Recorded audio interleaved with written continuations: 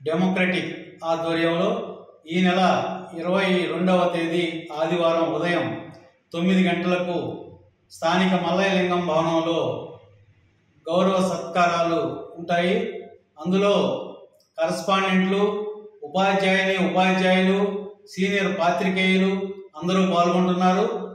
ఈ కార్యక్రమానికి ఒంగోలు పార్లమెంటు సభ్యులు మాగుంట శ్రీనివాసరెడ్డి గారు, ఒంగోలు శాసనసభ్యులు దామచర్ల జనార్దన్ గారు, Ongole municipality commissioner K Venkateswararao గారు, రాష్ట్ర అప్సా డెమోక్రటిక్ నాయకులు గొల్లపూడి మోహన్ రావు గారు మరియు ఇంకా అనేక మంది పెద్దలు ఈ కార్యక్రమంలో పాల్గొంటున్నారు.